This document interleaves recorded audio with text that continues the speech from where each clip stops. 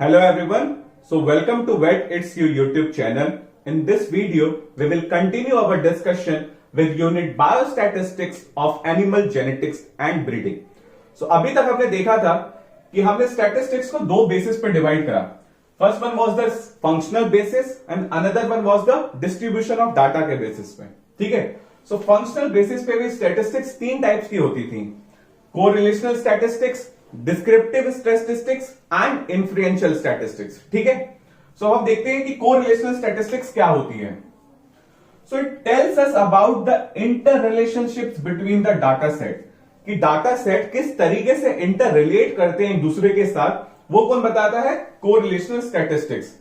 It tells us about the common link between the data set, कि data set के बीच में क्या एक कॉमन लिंक है, क्या एक कॉमन कड़ी है जो उन्हें जोड़े हुए हैं. वो किससे पता चलता है? कोरिलेशनल स्टैटिस्टिक्स से. This helps us in describing the direction of correlation between the data set and this also help us in describing the direction of correlation. कि मान लो कुछ डाटा सेट है, वो किस डायरेक्शन में मूव कर रहे हैं, क्या उनका स्लोप बढ़ रहा है, क्या उनका स्लोप घट रहा है, वो किससे पता चलता है? कोरिलेशनल स्टैटिस्टिक्स से. ठीक है, फॉर एन एग्जांपल के लिए अगर मान लो वेट एंड हाइट एक कोरिलेशनल स्टैटिस्टिक्स के एग्जांपल हो सकते हैं. पूछो कैसे?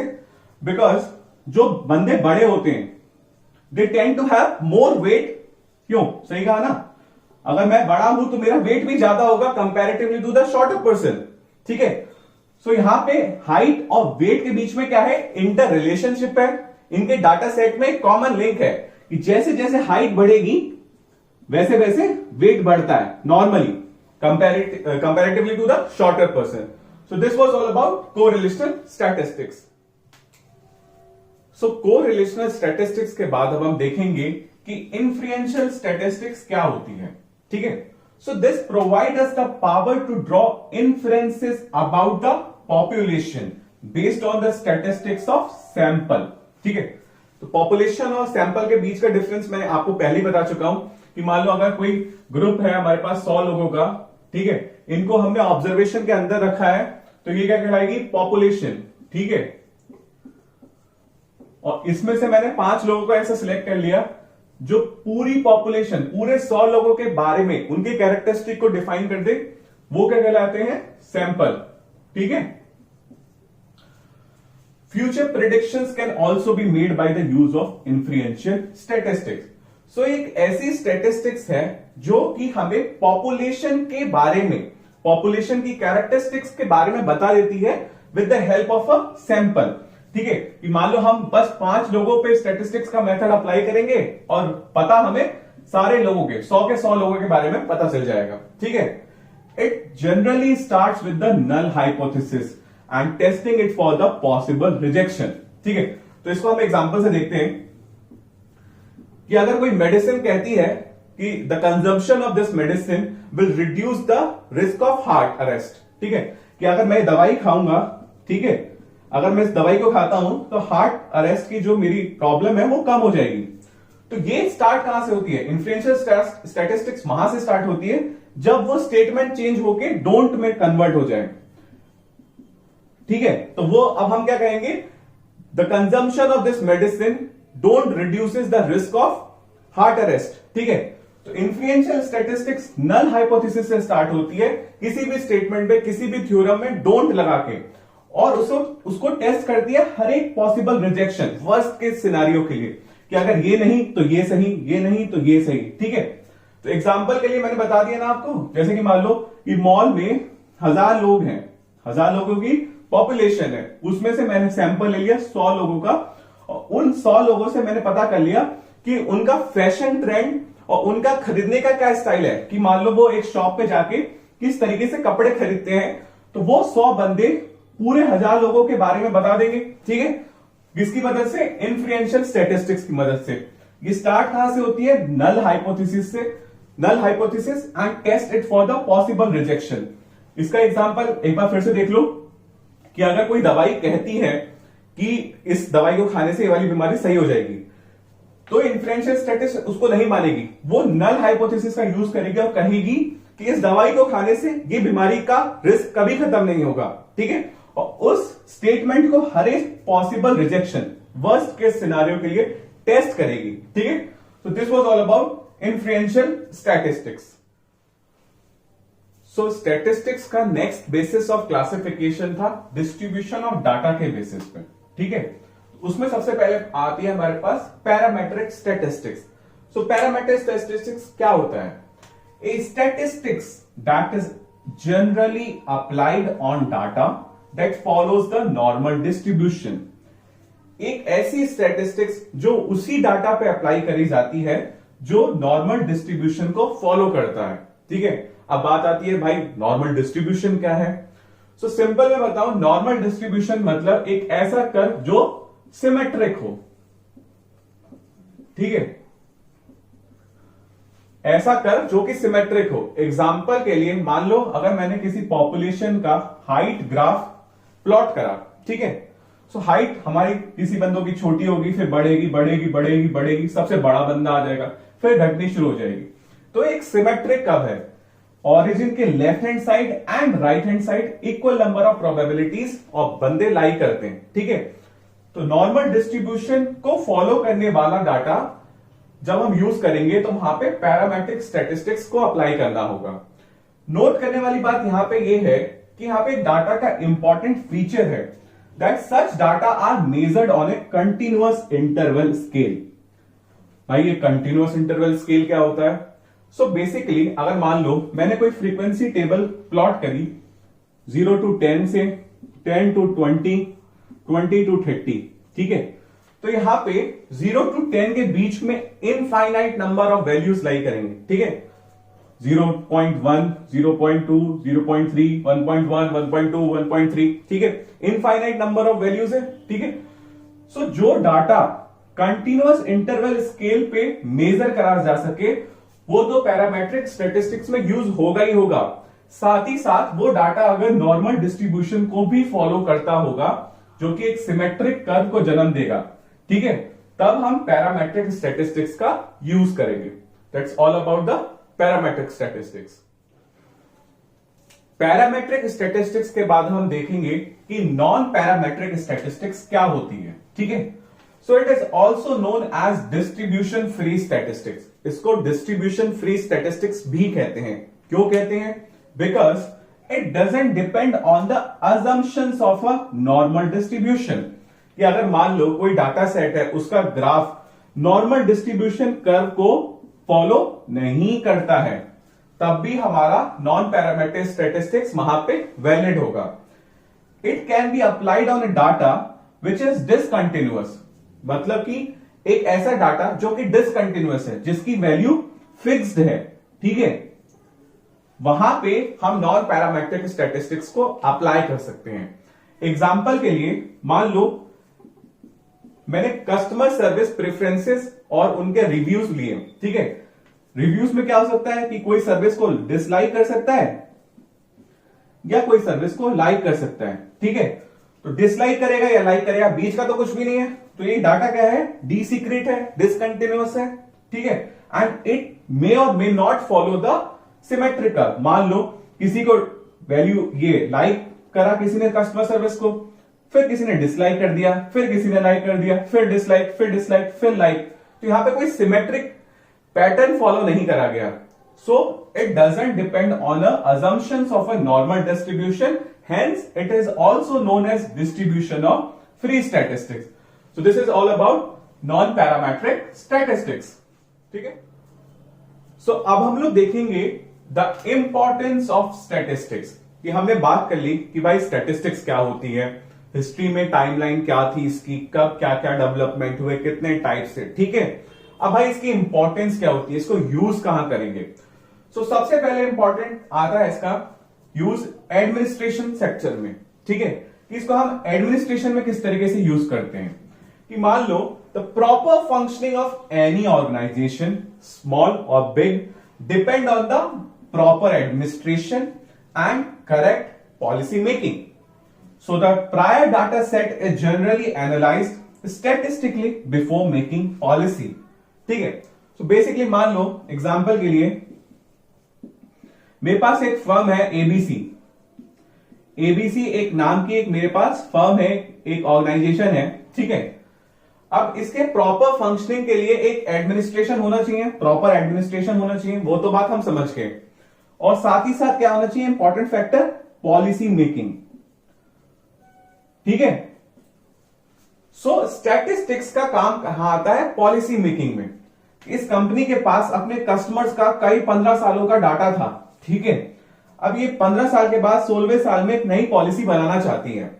सो स्टैटिस्टिकली उस 15 साल के डाटा को एनालाइज करा जाएगा, फिर एक नई पॉलिसी का निर्माण होगा कि ताकि वो कस्टमर्स को अच्छी लगे, ठीक है। सो इसलिए स्टैटिस्टिक्स को एडमिनिस्ट्रेशन में बहुत बड़ा रोल है कि मान लो ये 15 साल का डाटा कोई आसानी से तो एनालाइज कर नहीं सकते, लेकिन with the help of a statistics method it is easy to understand, easy to derive the result from that 15 years data, and it helps us to make a better policy by any organization, ठीक है। Organisation कैसी भी हो, छोटी हो, बड़ी हो, सरकारी हो, प्राइवेट हो, सब जगह स्टैटिस्टिक्स का एडमिनिस्ट्रेशन सेक्टर में बहुत बड़ा रोल है, ठीक है। सो एडमिनिस्ट्रेशन के सेक्टर के बाद हम बात करेंगे सोशल साइंस के सेक्टर में कि स्टैटिस्टिक्स वहां कैसे अप्लाई कर सकते हैं। So it have a vast application in the field of a social science and behavior of subjects. It helps in making decisions according as per the objective of study in social science. ठीक है, अब देखो ऐसे तो समझ में नहीं आएगा। Let's take an example. ठीक है, एक एग्जांपल लेते हैं। एक एरिया है ए बी नाम का, वहां के गरीब लोगों के बारे में हमें पता करना है, उनके लिए पॉलिसीज बनानी है उनके फेवर में, ताकि उन लोगों का अपलिफ्टमेंट हो सके। तो हमारा ऑब्जेक्टिव क्या है, policy making in favour of people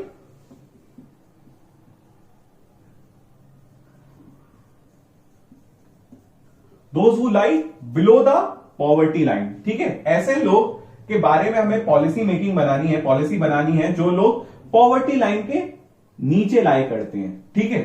तो सबसे पहले तो उस एरिया का सेंसस करना पड़ेगा। तो हम सेंसस के लिए वहां पे स्टैटिस्टिकल मेथड अप्लाई करेंगे, पता करने के लिए कितने लोग ऑन द पॉवर्टी लाइन है, कितने लोग अबव द पॉवर्टी लाइन है, कितने लोग बिलो द पॉवर्टी लाइन है, ठीक है। And with the help of those statistical method and analysis of data it will be very easy to make policies in favour of those people who are below the poverty line, and हमारा objective fulfil हो जाएगा। सो इसी तरीके से statistics social science में भी बहुत बड़ा रोल प्ले करती है। सोशल साइंस के बाद स्टैटिस्टिक्स का बहुत बड़ा इंपॉर्टेंट रोल होता है in the field of mathematics and engineering. So अगर मैं आपसे कहूं कि टॉम को जेरी के बिना सोच लो या जेरी को टॉम के बिना सोच लो, it is impossible, isn't it. So उसी हिसाब से स्टैटिस्टिक्स को मैथमेटिक्स के बिना हम डील ही नहीं कर सकते, because it is itself a branch of mathematics which help us to determine the precise calculations of measures in different conditions, ठीक है। तो एग्जांपल लेते हैं। मैंने आपको बताया था कि 5th BC में दो राजाओं के बीच में लड़ाई हो गई, ठीक है।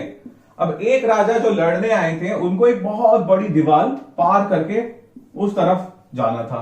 अब भाई जाए कैसे, जाने के लिए क्या चाहिए, सीढ़ी चाहिए। चलो ठीक है, अब सीढ़ी भी चाहिए, कितनी बड़ी चाहिए ये कैसे पता करें। तो वहां पे क्या करा था, सभी सोल्जर्स ने मिलके ब्रिक्स गिनना शुरू कर दिया, ठीक है। अब मान लो 100 बंदों ने गिना, 100 में से 95 लोगों ने कहा कि भाई जो नंबर ऑफ ब्रिक्स है ना वो करीब 96 के करीब है, ठीक है। तो 96 was the most repeated number, तो यही क्या होता है हमारा मोड। इसको हमने एक ब्रिक की लेंथ से इंटू कर दिया था और हमें उससे लैडर की लेंथ पता चल गई कि कितनी बड़ी लैडर चाहिए उस दीवार को पार करने के लिए।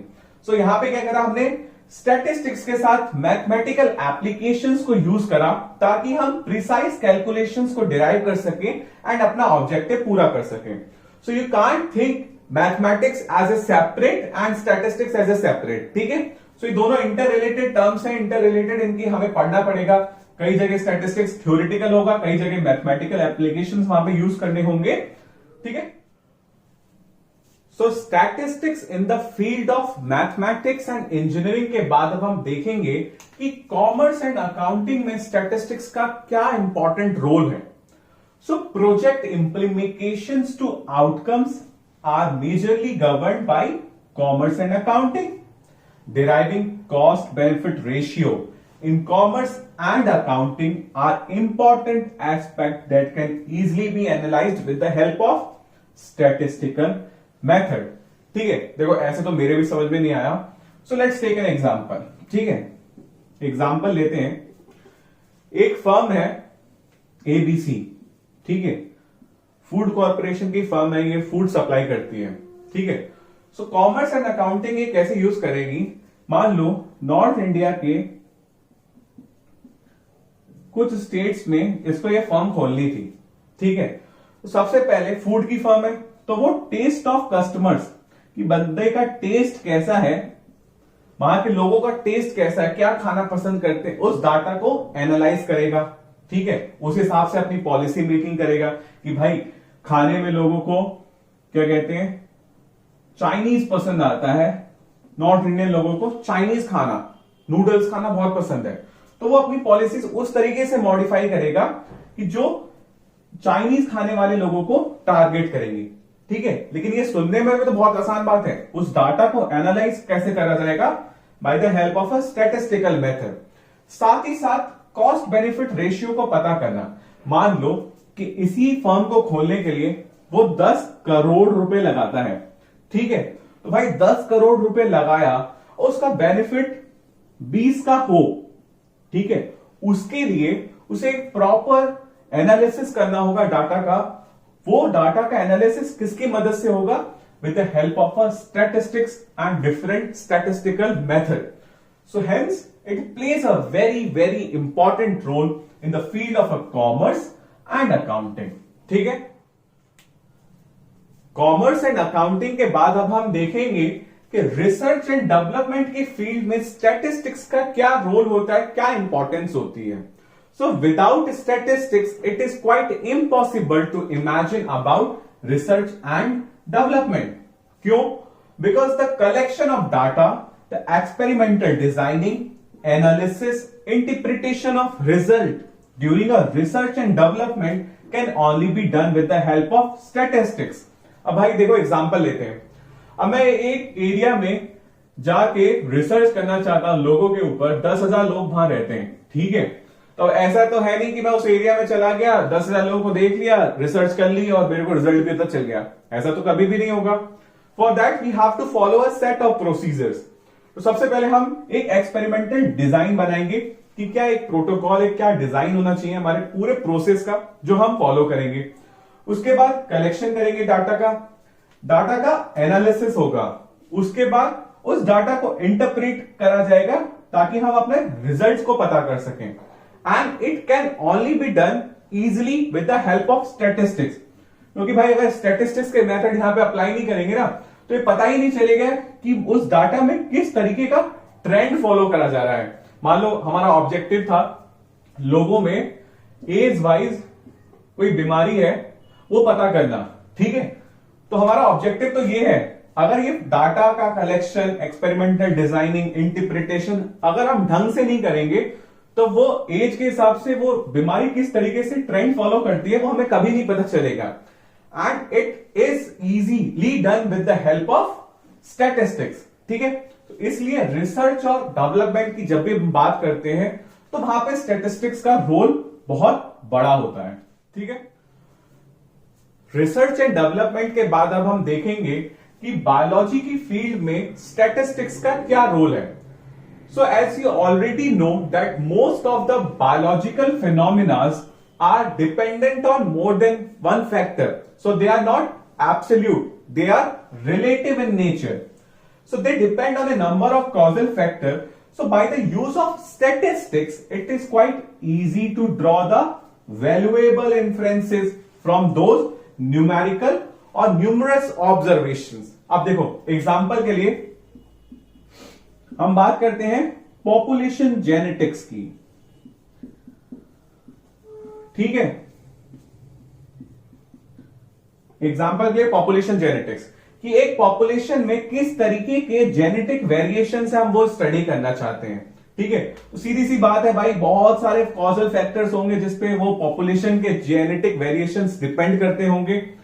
So with the help of a statistics, it is quite easy to determine all those causal factors। ठीक है, सारे causal factor को हम easily determine कर सकते हैं, साथ ही साथ उनसे एक valuable result को derive करना भी आसान होगा, just because of the help of statistics। अगर statistics method apply नहीं करोगे तो कभी भी population genetics के बारे में जो हमें result पता करना है वो पता नहीं चलेगा। So it is quite having an important role in the field of biology. So that's all for this video. I hope you like it. So please like, share, comment and subscribe to my channel Vet It's You. Thanks for the watching. An initiative by Ankit Kaushik.